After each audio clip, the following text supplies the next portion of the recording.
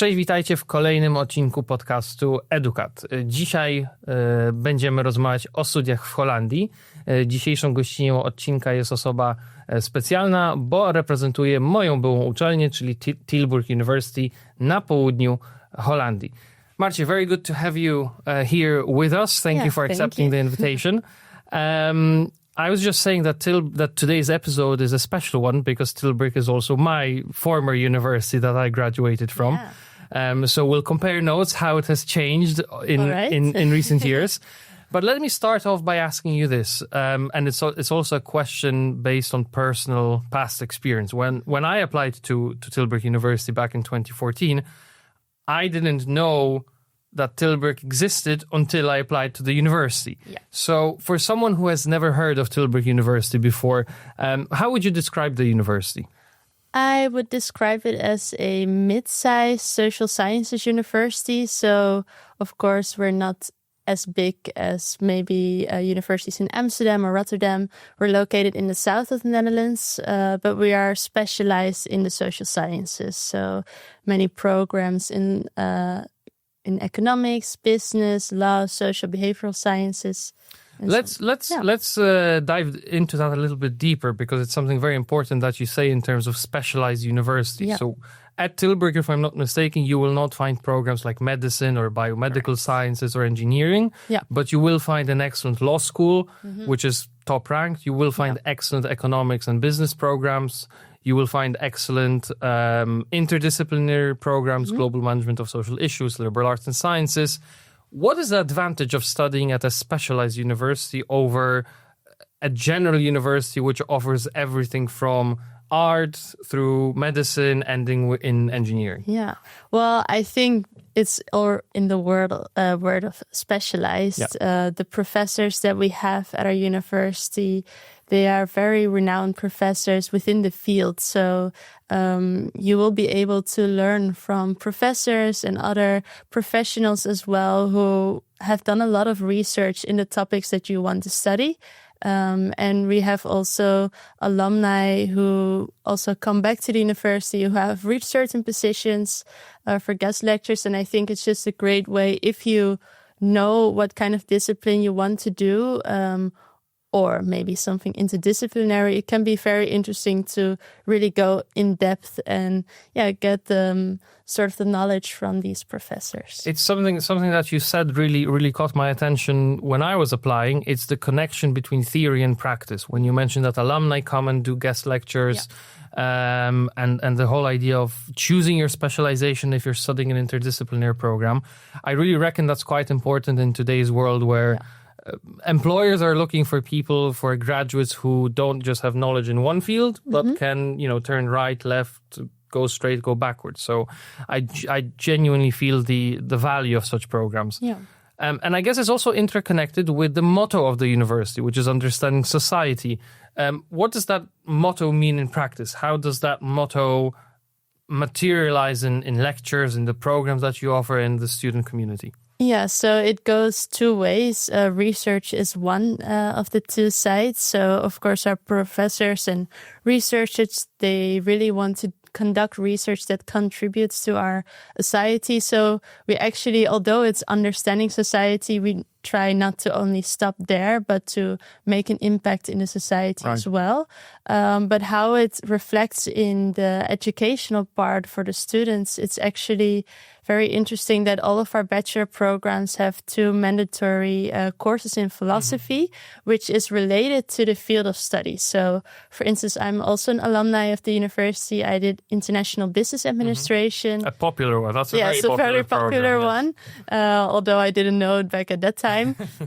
But it also had two courses on sort of ethics within conducting business. So it really, we try to educate our students in the way that they can build their knowledge, skills, and character. And this character is really formed by those philosophy courses, and also perhaps by maybe some case studies or research that you will look into. But that, of course, depends more on the lecturer or on the course. That's excellent, because I don't think a lot of potential future students are aware that while you're studying business administration, you won't just be doing statistics or finance or accounting or, sitting in Excel spreadsheets, but there is also this humanities element to it. For example, ethics in business, like you mentioned. And it's great that it's tailored to the program. In global management of social issues, which is what I studied, we had, if I remember correctly, it was Wicked Problems 202, philosophy in a global perspective. It was something like that. And we looked at also the ethical side of coping with global international challenges, global international problems, and so on and so forth. So indeed, this is a major USP, I would say, of the university. Would you say the education, the format of education is more theory-driven, more practice-driven, or is it a balance of both, just to follow up on what we were talking about before? Well, I don't know if the listeners already know about the two different type of universities in the Netherlands. So we are a traditional research university. So yeah, we are in that sense theory-based rather than an applied sciences university, which already has that practice element. But we do want to encourage this sort of practical skills. That's also the knowledge, skills, and character. So the skills also takes a part, and you can do that. You can think of these guest lectures where you can really learn from case studies in real companies that you know as a student, or you can even do group assignments for these companies and maybe win a nice prize. And yeah, I think that really helps. And what is now also, or at least what's new compared to when I was a student, is that in your mobility window, so you can do elective courses at our university, at a partner university abroad, but you can now also do an internship. So I think that's also a great addition for students to really already in their bachelor's program learn to apply their skills. Gain professional experience, build that network of potential employers, which again, 21st century, if you don't have a network, if you don't have connections, it is a bit difficult. Yeah. We mentioned international business administration as one of the more popular programs. Mm-hmm. What other bachelor programs would you say are currently most popular among international students in particular? Well, I think the top three disciplines, they are indeed more the business studies, so international business administration, entrepreneurship, and business innovation. Psychology is also a very popular program. We have especially a lot of international students who come for the quality of the education, but it is also the difficult one to get into. Very difficult. Due to the numerous fixes procedure, which is arranged basically on the national base. And also global law, I would say, for international students who want to practice law and study in the Netherlands, they often come to us as well because it's a very interesting program. One thing I often get asked in our office about global law is, will I be able to be a practicing advocate or a practicing judge back home? And I say, unfortunately, no, because after global law, you wouldn't be able to practice being a judge in Poland because you're not studying criminal law, you're studying law in an international context. So you would probably end up in a career in an international global consultancy firm, in an international institution like the UN, the European Union. You'd be an international lawyer. You'd probably specialize as well later on the master level in human rights, for example. But you wouldn't necessarily be able to be a judge because for that, I would assume you'd have to do Dutch law in Dutch and then practice in the Netherlands, I would assume. So indeed, it really depends. It is an LLB program. So together with the LLM and Masters in Law, it already gives a good base, but you always need to look at the local bar, what they require. So indeed, in the Netherlands, you need to follow several courses from the Dutch sort of criminal law in order to become to practice law. In the US, you are, for instance, able to do it if you choose to do your semester abroad and take elective courses at a university in the United States. But it really depends per country. So if you are interested in practicing law, always make sure to indeed check it. Sure. Either with you or You mentioned the term numerus fixus, and I wanted to jump into admission procedures and requirements. Let's separate the two. Let's first talk about the regular admission procedure, which runs from the 1st of October until the 1st of May for the majority of programs at the moment. Can you tell our listeners a little bit about how that procedure looks like? What are some general requirements? What sort of documents are needed in the application process? So indeed, on October 1, the applications will open, and you have, with a European passport for most programs, you have until May 1st to submit your first initial application.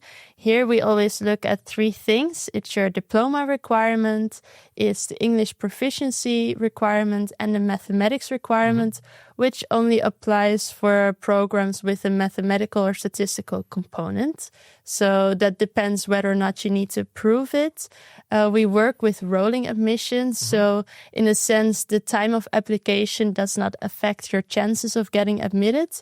We really look at the full application package, and apart from the numerus fixus program in psychology and also liberal arts and sciences, which is a selective program, if you are eligible if you meet the requirements that I just told you, then you will already be conditionally admitted to the university. And then you have, of course, need to do your Matura exams. And then once you finalize your exams, have your final grades, then you hand those official documents, a copy of those, you hand them in before August 1, and then you will receive your unconditional admission. So that seems more or less straightforward and fairly easy.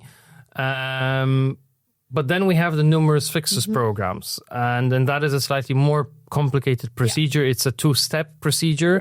The first runs from October 1st until January 15th, and then we have January 15th until April 15th, essentially, when the rankings are posted. Can you tell us a bit about the numerus fixus procedure? Yeah, so the first step indeed remains the same. We need to know whether you are eligible to do the program. So it's the diploma check, the math check, the English check. Once we know that you are eligible, you will be invited for the selection round. And this takes place usually around March. You will receive materials from our psychology program. So actual material you will study within the program of psychology. And then you have some time to study at home, and there will be an online exam in which you need to take part in. And then based on the results of your exam and also your grade list, there will become a huge ranking list where you can be ranked from 1 to 700 places, and of course below as well. And there is a third element, but we only look at it if, for instance, 2 students have the exact same ranking, grade-wise and also test-wise. Then we also look at a motivational letter as well. But the first 2 are those 2 important steps. And this exam, because this is something our students ask us a lot about, this exam that you mentioned, is it a mathematics exam? Is it a psychology exam? Is it something that students can prepare themselves for in terms of their studies in high school, or is the exam only based on the materials that the university supplies them with? Well, although most students wish they could prepare and study for it a year beforehand, it's not really possible. Because indeed it is materials. You can think of academic papers that we will actually use in our psychology classes. So it also has to the topic changes every year. So you can also not use previous exams. So we cannot tell our students, this is what it was in 2024. You'll know what it is. Yeah, indeed. So you really it's really to test your sort of academic skills and also your interest in the topic, because it is also maybe a matching test for you, whether you are interested in the field of psychology. There's one tip: if you really want to prepare, I think it's good if you haven't already done so in high school. I know that I didn't. Try to already read a few academic papers, so you understand a bit. You're not scared by reading a more theory-based, academically approached research. And I guess the procedure is not only there to make sure that a fair ranking is composed and you are able to compare graduates from Poland, Germany, Ecuador and Korea, which all come from very different educational systems.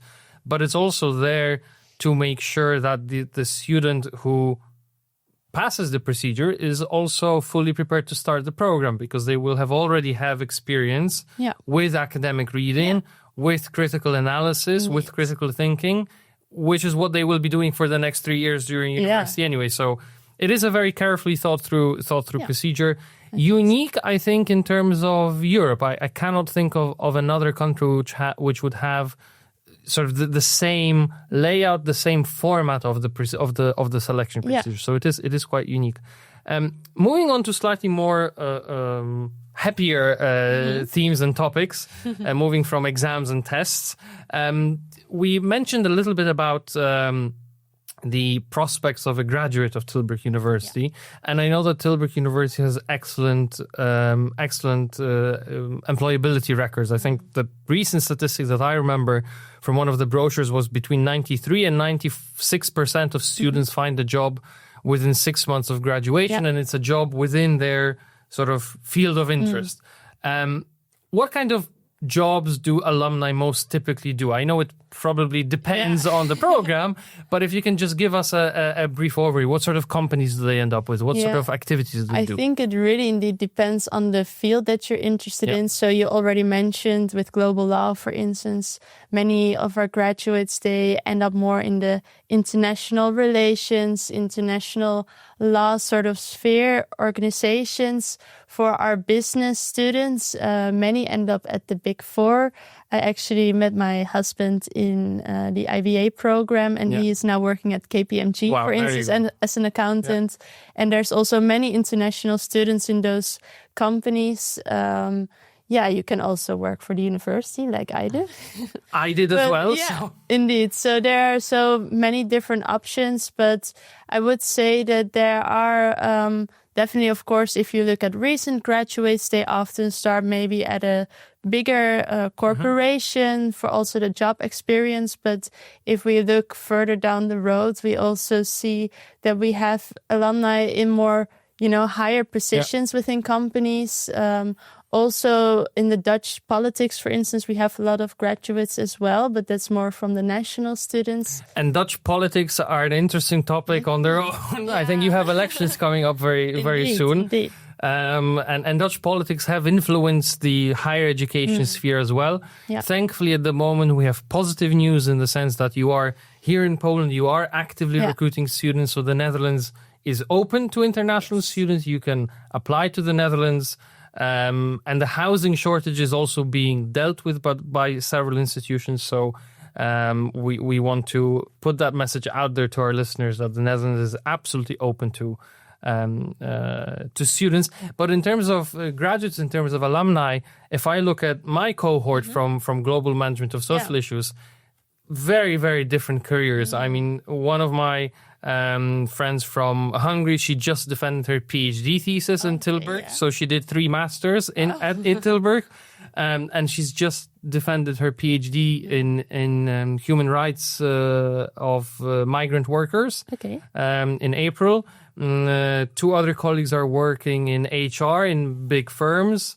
One friend is working for the municipality. So lots of different careers, lots of different spheres, lots of different possibilities. Also because of the great career center that Tilburg offers for its students. Tilburg also stands out as one of the more international universities in the Netherlands. Can you tell us a bit about the cultural mix on campus and how does that relate to studying in a global context? Yeah. So I mentioned already, we are a mid-sized university with a bit below 20,000 students, and 20% of those students are international. And it's especially a big variety of nationalities. So at the moment, we have more than 110 nationalities represented. So you can imagine you hear various languages when walking down the campus, or maybe even in your group assignments, you will meet people from all over the world. And what I think is special about the community, it also has to do with the city of Tilburg. We are a bit more of a smaller student city, I would say. And it really fosters that international community. So both on campus. Our campus is really built to make connections with each other, maybe in our greenery areas with all of the picnic benches we have, but also within the city center, we see that international students really find each other. Also, they can mix with Dutch students, but I will say that it's primarily the international community that sticks together. I think the campus is a very unique feature of Tilburg University in comparison to, for example, Amsterdam or even Rotterdam, I would say, where Tilburg really is a green, modern campus by the park, by a little forest. And it's a campus which is constantly expanding. When I visited in April for my friend's PhD defense, I was shocked to see all these new buildings by the what used to be a car park, and now two massive new buildings with a lot of sustainability in action there as well. I follow the LinkedIn page, so I keep myself informed. What sort of activities are there for students on campus in terms of after class activities? I know there are students associations, there are different student bodies. What can a student do in Tilburg in their free time? Yeah, we said Tilburg is not Amsterdam, not the biggest city, yet very student friendly. Yeah, so within the university, we have, for instance, the Studium Generale, where they can maybe do an open mic session, or now in the summer months, we had an open air cinema where you could watch movies together with the students outside on our campus. But indeed, we have a very active student life and a lot of student clubs or associations, either related to your study program, to maybe more, I would say, your sports interests. We have a lot of sports associations and also student associations, which are really about building community, a lot of partying as well. I think one of the maybe most popular activities which come across these different associations are the beer canvases. Yes. I don't know if you enjoyed them as well during your student during time. Top Week and outside of Top Week. And indeed. Top Week for our listeners is the introductory week that students take part. Yeah, indeed. So during the orientation week, we have the biggest canvas, but it's basically an event where together with the band, all the students from different nationalities, they will sing along with songs, and then they will drink a beer after one or two, or maybe more. Maybe two more. Yeah. Usually, it is a great tradition, and I think it's a great tradition that really shows the Netherlands to someone coming from abroad. How you can combine music and an introduction to the university, and you get to meet everybody that you will be studying with during Top Week, and then it's repeated a couple of times throughout the year as well. You have Carnival in Tilburg as well in February. I think February, March, is it? More depends, or less. Every year, but it's around that time. Still cold, but still cold. Fun. But that happens only in the southern part of the Netherlands, right? Carnival is not. It's not a cultural whole country. Yeah. So the south of the Netherlands, we are also a Catholic university by origin. The south of the Netherlands is more Catholic oriented compared to the rest of the country.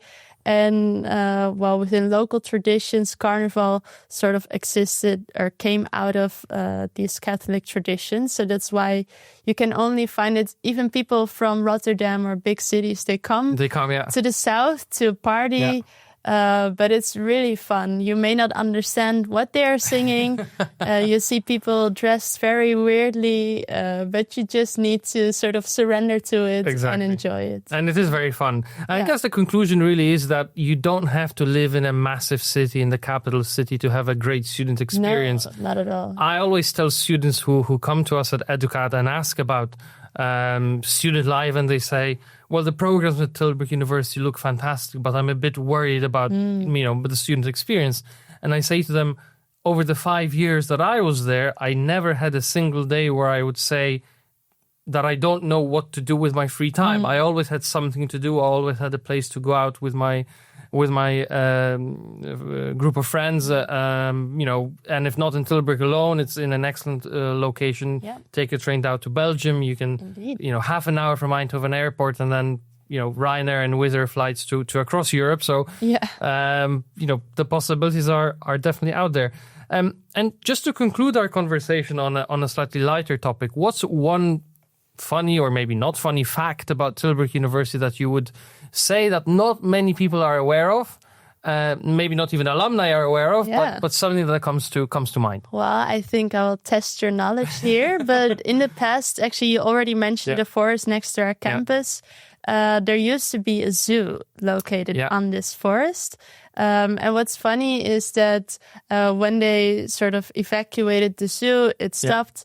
There were a few little Siberian squirrels who escaped basically from their cages. And if you walk through the forest now, you will see, well, maybe on a lucky day, more than 20 squirrels jumping around because they sort of inhabited our forest. It's a story which I think locals really enjoy to share. And let's just say the forest is an excellent place if you have a long exam week and you want to de-stress. You just walk out of the G&W building, if I remember correctly. Walk straight and you're in the forest and you can just relax, unwind and take some time off. So great place. Excellent. Thank you very much for joining us today. It was a great conversation. Great to catch up with someone from Tilburg and see what's changed as well. Dziękujemy serdecznie za obejrzenie naszej rozmowy. Jeżeli chcielibyście aplikować na uczelnię w Tilburgu lub do Holandii, polecamy kontakt z nami na www.educat.study. Pomożemy wam z aplikacją, pomożemy wam z doborem uczelni i kierunku. Dziękujemy i do zobaczenia w następnym odcinku.